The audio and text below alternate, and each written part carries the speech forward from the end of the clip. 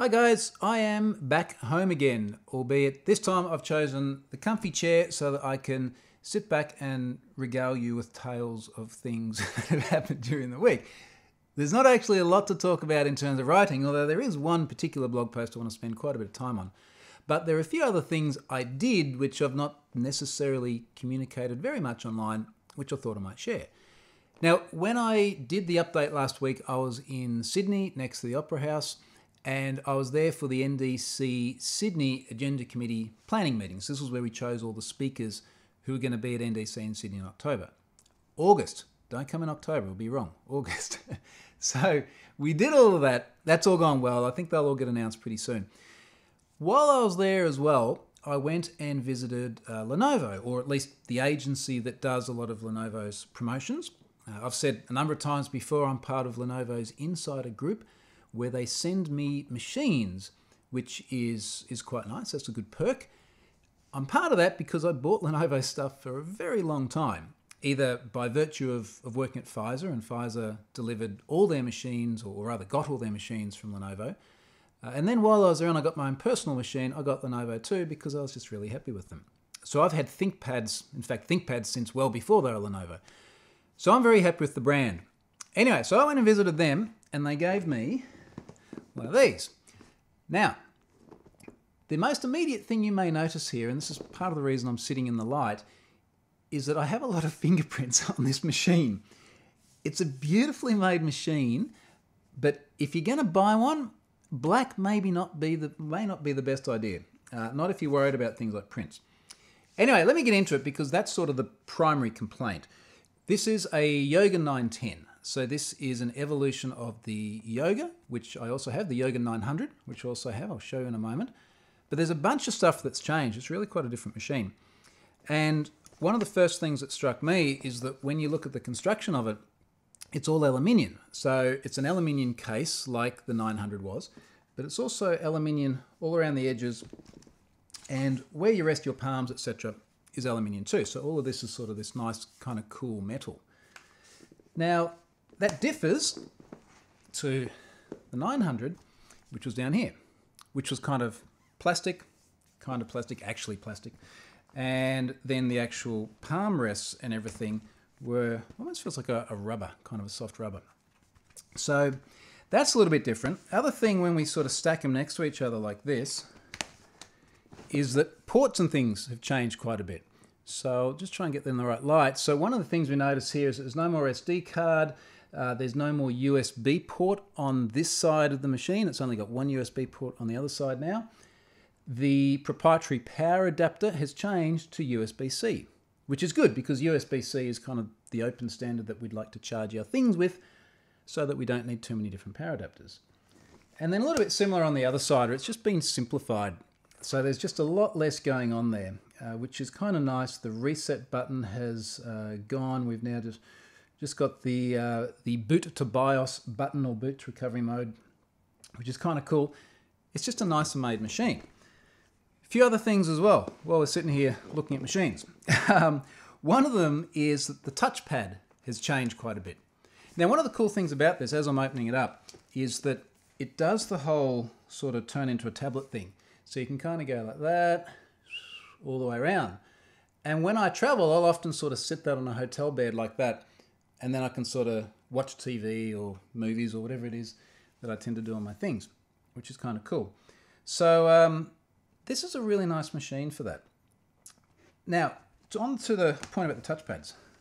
Looking at them together, it's not a massive difference, but that. So it's grown, I don't know, maybe 20%, something like that. But a little bit more room for your fingers, which is cool. Fingerprint reader as well, which is kind of nice. To be honest, one of the things that bugged me the most about this, and it's the same deal with most of the, look at what I'm clicking on now, it's the same deal with most of the PCs I've had in the past, is having to type in a password. And the P50 I have, which is the sort of big heavy duty guy, that has got a fingerprint reader, and that made a hell of a difference because I was no longer sort of having to go and manually type in your password. You're worried about people shoulder surfing. I've got the kind of password you'd expect me to have, which is not always easy to type in. So fingerprint reader's awesome there. Now, one of the other things, and this kind of stunned me when I figured it out, or rather when I noticed it, is how fast it's booting.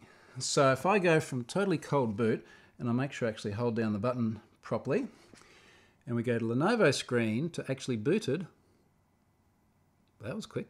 And that was shut down too. And then of course you can do the fingerprint thing, and we're going to be straight in, which is awesome. So I love this in terms of convenience, which is a good machine. Now once we're in there, and I'll just open up a web page on this one, one of the cool things here, let's put the blog, I'll put the same page actually as on the 900. The cool thing is the bezels, because the bezels are now quite different. Now keeping in mind that it's a touch screen, which I keep touching and screwing up what I'm meant to have on the screen, the cool thing here, oh man, go back. One thing about slimmer bezels is that there's much less room to hold it and to try and show you things on the screen. So let's try and 1Password wants to authorize. Yes, you can authorize that. I'm still setting this machine up. I built most of it last night, including things like deleting petitions with generic sort of drivers and things on it, which I really would rather just have the space back for. All right, here we go. So let's see if I can hold this without touching things. When you have a look at the bezels on this latest blog post, so you'll see this one over here, much thinner bezels. This one over here, much thicker. They've actually repositioned the camera from the top down to the bottom. So now we've got a camera down here on the 910, whereas the camera's at the top. But there's no more bezel lift up the top on the 910. So, you know, that's kind of neat. So this is a nice machine. Like I say, the main complaint I have is that the black shows fingerprints like you wouldn't believe, which was not, you know, really what I expected. I would probably, if you had the choice, I'd go and get a 910 and I'd get it in silver like this, because once you go silver, you're not going to see those prints. Oh, actually, last thing. So this does have a fan in it, all right, the 900. So does the 910. And one of the things I've noticed is every now and then I pick it up, and I think it's the way I pick it up just here. It just compresses just a little bit and I hear the fan touch something. Doesn't seem to happen on the 910, I suspect, because it's all aluminium now and there's no sort of squishy plastic in there. This fan also used to go on quite a lot. Like you'd be sitting there and you're going, wow, what's going on? You know, it's not hash cracking with it or anything like that, but the fan's whirring away and going kind of nuts. Doesn't seem to happen on the 910. So that's a pretty neat little machine. For folks asking, because a few people asked me on Twitter, if you could have that as a primary dev machine, get a well-spec'd one. The 910 they gave me is only an i5 with 8 gigabytes of RAM. The 900 that I'd previously had was an i7 with 16. An i7 with 16 you're going to be able to do a lot with. I don't mind too much having the lower spec machine because I've got the P50 to do anything serious with anyway, and frankly, I do email and Word documents and stuff like that. Anyway, so that's that. That's the machine. That's kind of nice. If you've got any questions about that, shoot them over.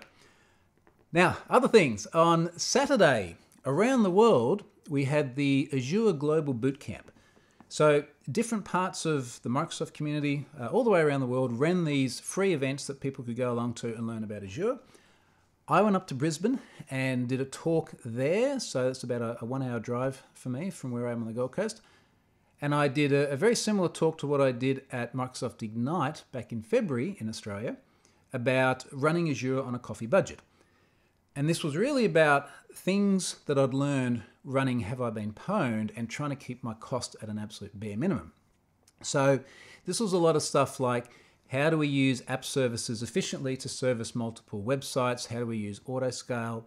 How do I use different storage constructs? So a relational database as well as table storage and queue storage, and use them all together. How do I use things like functions? Functions are really, really cool. Very early days, they need to be evolved a lot more and get a lot slicker, but for doing simple things, they are actually really neat. I talked a lot about that. What I'll do in the notes for this blog post is link to the Ignite talk I did, which is sort of the bigger, more formal talk, so that if you want to see that, you can find that info over there. And all that will be good. So that's those two things. Third thing, my HTTPS course on Pluralsight, What Every Developer Must Know About HTTPS, has gone absolutely nuts. which is good. That's what you want out of a course, not just because you get to influence a lot of people, but because, for those of you who don't know, everything that myself and other authors put on Pluralsight is driven by royalties. So we only get paid if people actually like watching our stuff and watch more of it, which actually seems kind of fair. So that's gone really well. Out of the 6,000 courses, and Pluralsight has just passed 6,000 courses, it's been up as high as number 9, which I'm really, really happy about for both of the reasons mentioned before.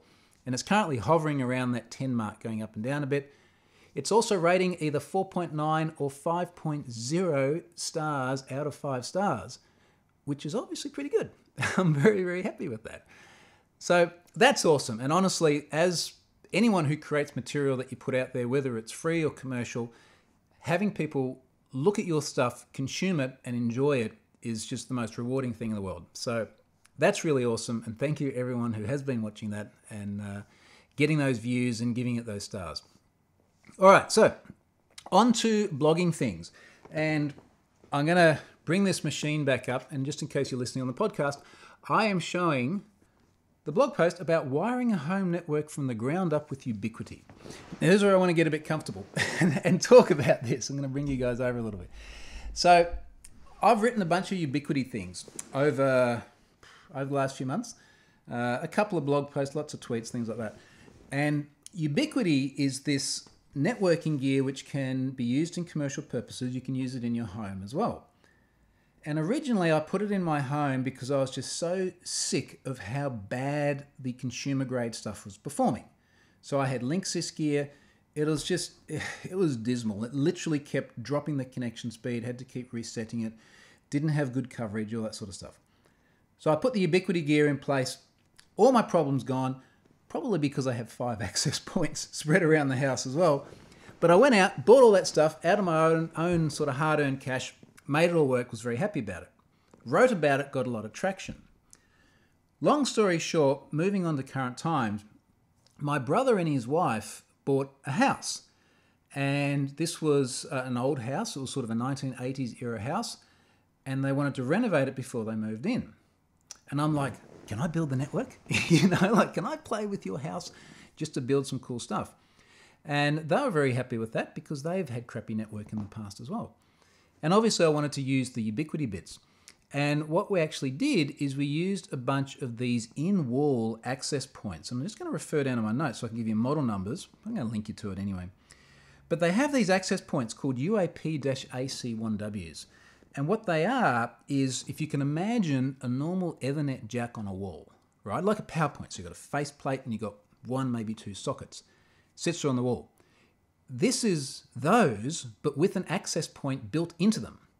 So they don't just provide wired connectivity, they actually have an access point broadcasting 2.4G, 5G, 802.11, all the things, which is awesome. So you can actually put an access point in each room. So that was really cool. We said, okay, well, look, we've got to do this because these are cool. We went to buy them and we couldn't get them anywhere because they hadn't launched. You could only get the older ones that didn't do 5 gigahertz and didn't do AC. So they kind of didn't do today's technology. And to cut a long story short, and I disclosed in the blog as well, I got in touch with them and they said, well, look, the reason it's not live yet or they're not on the market yet is because we weren't quite happy with the fit. It wasn't just perfect. So they said, tell you what, how many do you need? We'll send you some of the ones that aren't quite perfect for free. So there's the disclosure. And I was like, okay, free is good. I don't mind too much if the cover's a little wonky. In fact, it wasn't my problem anyway. I wasn't going to pay for it. It was my brother. So he was very happy. So we got 7 of these. And what we did is we got the house wired with Cat6 so that all the points around the house where you would want either wired or wireless connectivity have one of these units. So the kids' bedrooms have one, master bedroom, study, the living room, because you want connectivity near your TV these days. We put them out all the way around the house. We went and got some of the same gear that I have in my house. So a unified security gateway, which does all your DHCP and does a few different firewall bits and pieces. Your cloud key, which has all the management interface on it. Because one of the big differences about the Ubiquiti gear is it's not like, let's just have one box and we put everything in there, which is your consumer stuff. Instead, you have different units that do different things. So the Cloud Key runs all the admin interface. And then unlike me, they actually got some rack mounted stuff. So because they were sort of designing this house from the ground up, they got to kind of build it the way that people like probably you and myself would build a house if we had free reign or a network in a house. So they went and got a 24-port switch from Ubiquiti. It's a power over Ethernet switch. So it can actually power all of these access points. So it doesn't need to have a mains connector as well. They went and got a patch board. They went and got a nice cabinet. And to me, this was one of the coolest things because I've got a photo in there of what my garage looks like, where I've got my wires running into, my patch cabinet, for want of a better term, and it's an absolute mess. And I do disclose it in the photo here, but it is terrible. I'm not proud of it. I don't really have the capacity to put a cabinet in there for multiple reasons. Anyway, so they got a nice cabinet, got a nice patch panel, and it looks awesome. And those bits weren't expensive either. It was like 170 Australian dollars, which is about probably 140 US for the cabinet. And the patch panel was well under $100. And then the unified bit, the Ubiquiti bits, I think in total, the total spend for everything would have been well under 2,000 Australian dollars, even if they had paid retail for all the bits. Everything else they did pay retail for, it was just those in-wall jobs that we got Ubiquiti to send us. So basically we got all this set up and they've now got this nice environment where you can kind of roam around the house and your device connects to the access point with the best signal. They got lots of coverage outside. They got all the nice sort of graphs and things like that I've shown before. And they're really happy, which is good. Although my sister-in-law did come the other day and she said, oh, the internet's a bit slow. Can you fix it? No, that's Australia. Sorry. Like your internal network is awesome, but I can't help the fact that we're still connecting out over copper wire, and don't get me started down that track.